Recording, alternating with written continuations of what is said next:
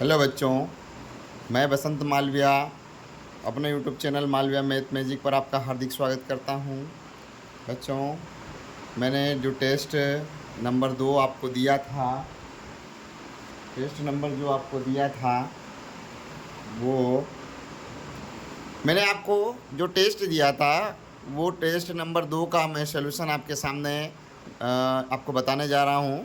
ज़रा ध्यान से देखें कैसे इन सवालों को करते हैं, कैसे समझते हैं। देखो, पहला सवाल क्या है, पहले सवाल से देखते हैं। सवाल हमारे पास था 50 तथा 90 के बीच सभी अभाज्य संख्याओं का योग कितना होगा। अब देखो, 50 और 90 के बीच, यानी कि 50 और 90 के बीच, 50 और 90 के बीच हमें अभाज्य संख्याएं देखनी है। अभाज्य संख्या आपको पता ही है कि अभाज्य संख्या क्या होती है। तो जिस भी संख्या के केवल 2 फैक्टर होते हैं वो अभाज्य संख्या होती है। मैंने आपको पहले बता चुका हूँ। तो देखो, अभाज्य संख्या अब 50 और 90 के बीच में कौन कौन सी होगी।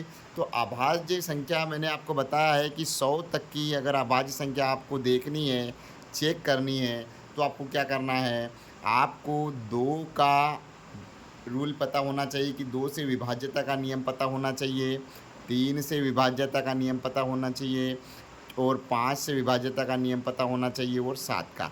ये 4 टेस्ट अगर कर लें कोई भी संख्या में, तो अगर ये चारों टेस्ट में कोई एक का भी भाग नहीं जाता है कोई संख्या में, तो समझ लेना कि वो अभाज्य संख्या है।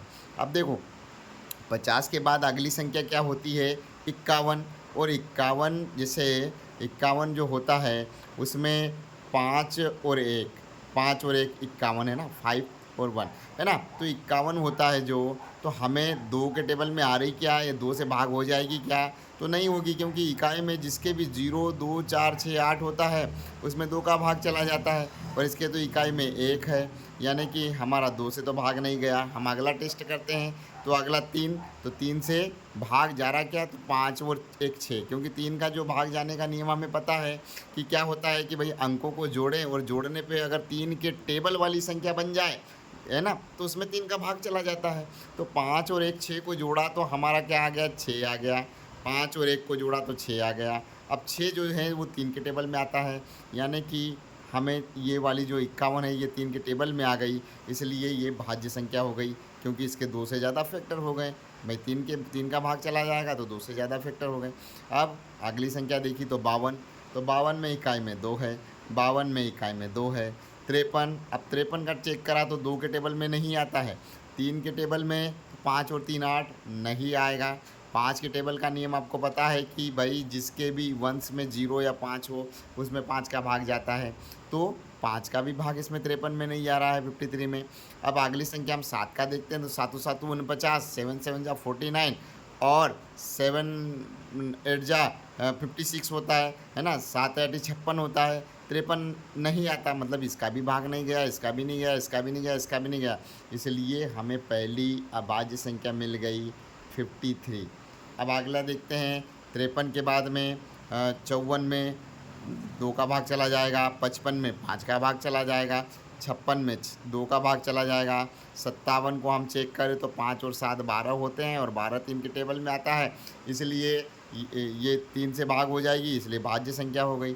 उसके बाद में 58, 2 का भाग चला जाएगा, 59, तो 59 में अगर मैंने आपको बता भी चुका हूँ कि 59 एक अभाज्य संख्या है, न तो 2 का भाग जाता है, न तो 3 का जाता है, न तो 5 का जाता है, न तो 7 का जाता है, यानी हमें ये आ गई 59। अगली संख्या अब 60, तो 60 में 2 का भाग चला जाएगा, इकाई में 0 है।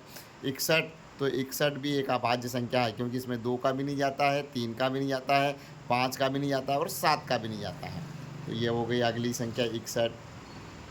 उसके बाद में 61 के बाद में हम देखें तो 61 के बाद में हम देखेंगे तो 62, 2 का भाग चला जाएगा। 63, तो 6 और 3 9 होते हैं और 9 3 के टेबल में आता है, इसलिए इसमें 3 का भाग चला जाएगा। 64, तो 64 इकाई में 4 है। 65 इकाई में 5 है, 5 का भाग चला जाएगा। 66 इकाई में 6 है तो 2 का भाग चला जाएगा। 67, तो 67 जो होती है वो एक अभाज्य संख्या है, आपको पता भी है और आपको पता होना चाहिए। 67 के बाद में 68, 2 का भाग जाता है। 69, 3 का भाग चला जाएगा। 69 में 6 और 9 होते हैं 15 और 15 3 के टेबल में आता है और 70 इकाई में 0 है। 71 एक ये अभाज्य आ गई। इसके बाद में 73 एक अभाज्य आ गई, और ये मैंने निकालना आपको बता चुका हूँ, इसलिए आपको निकालना है, ये चारों का टेस्ट करके देख लेना है। ठीक है, 73 के बाद में एक 79, 79 ये अभाज्य है। उसके बाद आ जाएगा 80, और 80 के बाद में 81, तो 81 8 और 1 9 होता है, 3 के टेबल में आ जाएगा। 82 और 83, 83 एक अभाज्य है और एक 89 अभाज्य है। इन सब का योग पूछा है हमसे कि भाई 53, ये अभाज्य मिल गई हमें 90 तक की संख्याएं, 61, 67, 71, 73, 79, 83 और 89। ठीक है, जोड़ लेते हैं।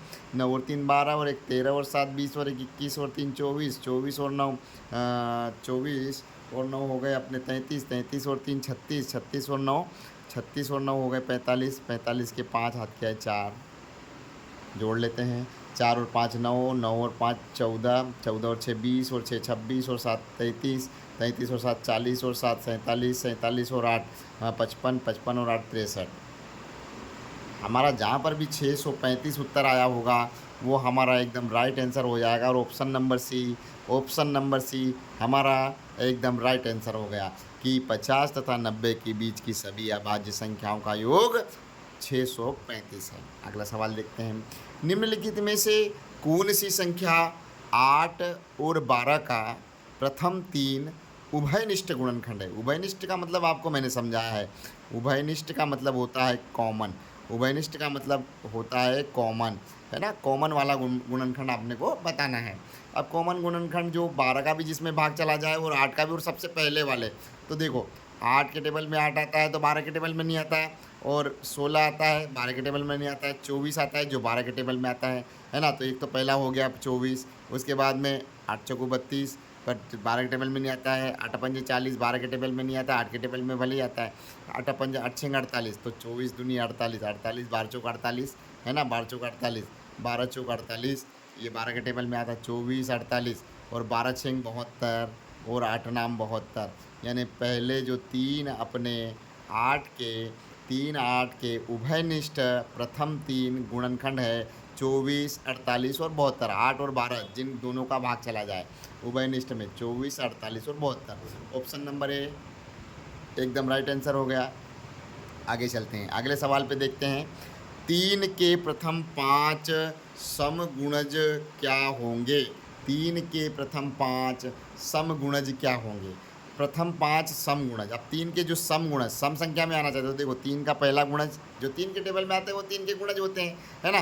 तो 3 का पहला गुणज तो 3 है, पर ये सम नहीं है। दूसरा है 6, 3 3 9, 3 चौको 12, 3 पंजे 15, 3 छः 18, 3 7 21, 3 8 24, 3 आम 27 और 3 धाम 30 अपन ने लिख लिए। और आगे भी है 33 है 36 है, जो भी 3 जिसमें 3 का भाग चला जाए सब उसके गुणज कहलाते हैं। अब देखो इसमें सम वाले तो एक पहला आ गया 6, दूसरा आ गया 12, तीसरा आ गया 18, और चौथा आ गया 24, और पाँचवा आ गया 30। और ये देखो हमें 3 के 5 गुणज पूछे हैं, वो भी सम वाले, तो 6 12 18 24 और 30, 6 12 18 24 और 30। हमारा बी वाला ऑप्शन एकदम राइट हो गया बेटा। अगला सवाल देखते हैं। अगला सवाल आपका क्या है? सवाल नंबर 4।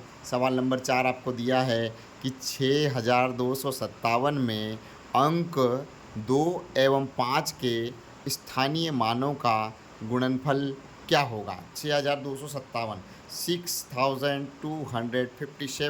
6257 में जो 2 और 5 के स्थानीय मान आपको बताया है कि जो अंक जिस भी प्लेस पे है उस प्लेस में हम उस प्लेस का गुणा कर देंगे। जैसे इकाई दहाई सैकड़ा, 2 इकाई पे है सैकड़े पे, यानी 100 का गुणा कर देना है इस संख्या में, यानी इसका मान स्थानीय मान कितना हो गया? 200। अब हम 5 का अगर माने कि 5 का स्थानीय मान क्या है, तो इकाई और दहाई यानी 10 का गुणा कर दें तो इसका मान आ गया 50। और दोनों का हमें पूछा है कि इनका गुणनफल क्या होगा। यानी गुणा करके बताना है। एक देखो गुणा जब 0 हो ऊपर और नीचे और एक संख्या आ रही है तो हम देखो सीधा गुणा कर सकते हैं कि 0 कितने हैं? 1 2 3, 1 2 3, और 5 का गुणा कर दो, 5 दूनी 10, ठीक है, और हमारा उत्तर 10,000 आ गया। 10,000 हमारा उत्तर आ गया। 10,000 हमारा उत्तर जो सी वाला ऑप्शन है हमारा एकदम राइट आंसर हो जाएगा बेटा। अगले सवाल को देखते हैं। 13 के चौथे एवं सातवें गुणजों का योग क्या है? 13 के चौथे और सातवें गुणजों का योग। अब 13 के गुणज, गुणज का मतलब आपको पहले ही बता चुका हूँ कि जो 13 के टेबल में आते हैं, जो 13 से पूरे पूरे भाग हो जाते हैं, वो उसके गुणज कहलाते हैं। या कोई भी संख्या के जो गुणज जो होते हैं, गुणज वो होते हैं जिनमें भाई जो दी गई संख्या का पूरा भाग चला जाए, वो सब उसके गुणज हैं। अब 13 के मैं चौथे और सातवें, तो 13 का मैं टेबल ही पहले लिख लेता हूँ। 13 कम 13, 13 दूनी 26, 13 तिया 39, 13 चौक 52, 13 पंजे 65, 13 छः 78, 13 छः 78, 13 सात 91, 13 अठी 104, 13 नामा 117 और 13 धाम की 130। ये मैंने टेबल लिख लिया। अब टेबल तो लिख लिया, अब उसने सवाल में क्या पूछा है कि 13 के चौथे एवं सातवें गुणजों का योग क्या है। अब 13 के चौथे और सातवें, तो चौथे नंबर पे क्या है 52, और सातवें नंबर पे क्या है, तो सातवें नंबर पे 91 है, 91 है ना। तो 91 और 52 का हमें योग करके बताना है। 91 और 52 का हमें योग यानी प्लस करके बताना है, ऐड करना है। 2 और 1 3, 9 और 5 14 और 143 हमारा जो उत्तर होगा। 2 और 1 3, 9 और 5 14, 143 जहाँ पर भी उत्तर होगा वो हमारा एकदम राइट आंसर हो जाएगा। और हमारा डी वाला ऑप्शन, हमारा डी वाला जो ऑप्शन है वो एकदम राइट आंसर हो गया बेटा। डी वाला ऑप्शन हमारा राइट आंसर हो गया, है ना। आगे देखते हैं अगला क्या सवाल है। दो संख्याओं का योग, दो संख्याओं का योग, दो संख्याओं का योग 3,46,270 है। यदि उनमें से एक संख्या दूसरी संख्या से 9,020 अधिक है तो संख्या क्या होगी? मैंने आपको बताया है कि भाई, जैसे मैंने उदाहरण भी आपको कई बार दिए हैं कि भाई दो कोई संख्या हैं, उनमें एक बड़ी है एक छोटी है, जितनी बड़ी है उतना बाहर निकाल लो। जैसे 3,46,270 में से मैं 9,020 बड़ा है तो उसको बाहर कर दूं, जो बड़ा फिर दोनों का बराबर हिस्सा हो जाएगा, है ना। तो 0, 7 में से 2 गई बची 5, और 2 में से 0 गया 2, 16 में से 9 गई, 16 में से 9 गई बची 7, और यहाँ 3 और ये 3। ठीक है, अब क्या है, अब इसमें दो हिस्से बराबर हैं, है ना, दो संख्याएं इसमें बराबर है। 9,020 बड़ी थी, 9,020 हमने बाहर निकाल दिया, 9,020 हमने बाहर निकाला। अब इसमें दो हिस्से हैं, इसके दो हिस्से कर देते हैं, 2 का भाग दे देते हैं, 2 से काट देते हैं, 2 से कट जाएगा, 2 से भाग देना, 2 से काटना एक ही चीज़ है। 2 1 कम 2, इसमें से 1 बचा, 13 हो गया, 2 6 12, 1 बचा तो 17 हो गया, 2 8 16, 1 बचा, 12 हो गया, 2 6 12, 2 दूनी 4, 1 बच गया, 2 पंजे 10। ये छोटी संख्या हमें क्या पूछी है, छोटी संख्या ही पूछी है। तो 1,68,625, 1,68,625 हमारा ऑप्शन जो है, ऑप्शन नंबर बी जो है वो है। अब देखो, सपोज़ अगर वो बड़ी पूछता तो हम क्या करते हैं, इसमें 9,020 को जोड़ देते हैं, क्योंकि इतनी बड़ी है ये, तो जोड़ देते हैं 5 5 और 2 2 4। अब देखो भाई, 2 और 2 4, 2 और 2 4 हो गए, 6 हो गए, 8 और 9 17 के साथ हाथ क्या है, 6 और 1 7। और अगर बड़ी पूछते तो 1,77,645, छोटी पूछी तो 1,68,625। इन दोनों को जोड़ने पर 3,46,270 आता है ना। और अपने को छोटी पूछी है तो छोटी संख्या 1,68,625, और बड़ी पूछता था 1,77,645। इन दोनों को वापस जोड़ेंगे तो ये आ जाएगा। अब देखो, एक तो ये तरीका है, दूसरा एक अपना जो गणित का जो नियम के तरीके के हिसाब से करते हैं कि भाई माना कि छोटी संख्या क्या है, माना कि छोटी संख्या x है, ठीक है, छोटी संख्या x है, और दूसरी उससे कितनी बड़ी है, 9,020, यानी x तो है, x के बराबर है, पर उससे ज़्यादा 9,020 बड़ी है। और इन दो संख्याओं को जोड़ते हैं तो हमारा उत्तर आ जाता है 3,46,270 बनता है। ठीक है, अब ये एक एक से और ये एक एक से मिलके दो एक जैसी राशियां हैं, जुड़ जाएगी, 2 एक से हो गए। धन जो ये है 9,020 बराबर 3,46,270। अब मैंने बताया आपको कि देखो, ये संख्याएं हैं, ये इस पार से उस पार चली जाएगी, और मैंने बताया आपको कि प्लस वाली जब बराबर के उस पार जाएगी तो माइनस में जाएगी, और माइनस वाली उस पार जाएगी तो प्लस में जाएगी, यानी जो भी अपोजिट साइड जाएगा उल्टा साइन। और प्लस का उल्टा माइनस है, माइनस का उल्टा प्लस है। मल्टीप्लाई में अगर कोई है संख्या तो वो डिवाइड में जाएगी, और डिवाइड में अगर है कोई संख्या तो वो मल्टीप्लाई में जाएगी। अब देखो ये प्लस वाला है, उस पार जाएगा तो माइनस में, यानी 2x इज इक्वल टू 3,46,270, और ये 920 माइनस में चला गया, 9,020 माइनस में चला गया, घटा देंगे, घटाया तो 0 में से 0 गया, बचा 0, 7 में से 2 गए, बचे 5, और उसके बाद में 7 में से 2 गए, बचे 5, 2 में से 0 गया, बचा 2, और 6 में से 9 नहीं जाता, 16 में से 9 गया, बचा 7, 3, 3, और ये हमारा आ गया 2x का मान। 2x का मान, अपने को 2x का नहीं, हमें 1x का चाहिए, तो यहाँ कुछ नहीं रहता तो हमेशा गुणा रहता है, मल्टीप्लाई रहता है। ये उधर भाग में चली गई तो 3,37,250 भागित 2, 2 भाग में चलेगी, x बराबर हो गया, x की वैल्यू आ जाएगी, छोटी संख्या आ जाएगी।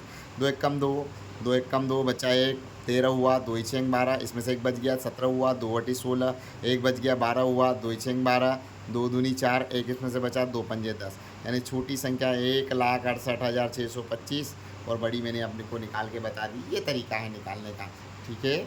अगला सवाल देखते हैं, इसका उत्तर आपके सामने कौन सा बताया था, मैंने बता भी दिया आपको कि उत्तर जो इसका है 1,68,625, ये हमारा उत्तर आ गया 1,68,625। अब अगला सवाल देखते हैं, सवाल नंबर 7। सवाल नंबर 7 को देखते हैं, सवाल नंबर 7 को देखते हैं। सवाल नंबर 7 में क्या है, संख्या 1,69,390 को 13 से भाग देने पर देते हैं। 1,69,390 को 13 से भाग देना है, देते हैं, ठीक है भाई, 13 से देते हैं। 13 का टेबल लें कि 16 आ जाए तो एक बार, 13 एक कम 13, घटाया, 6 में से 3 गए, बचे 0, 3 बचे, सॉरी 3 बचे, और 1 में से गए, बचे 0, उतारा 9। 13 का टेबल लें कि 39 आ जाए तो 13 तिया 39, 13 तिया 39, ये बचा 0, उतारी आई 3। अब एक डिजिट उतार लिया, पर अब अगले भाग 13 का नहीं जा रहा, तो अगले डिजिट उतारने से पहले हमें यहाँ लगाना पड़ेगा 0, तभी हम दूसरी यहीं की उतार सकते हैं 39। 13 का टेबल लेके 39 आ जाए, 13 तिया 39, 13 तिया 39, ये 0, और ये 0 का यहाँ पर 0, हमारा उत्तर आ गया 13,030। 13,030 जहाँ पर भी उत्तर होगा वो हमारा ये सी वाला ऑप्शन एकदम राइट आंसर हो गया बेटा। आगे देखते हैं सवाल नंबर 8।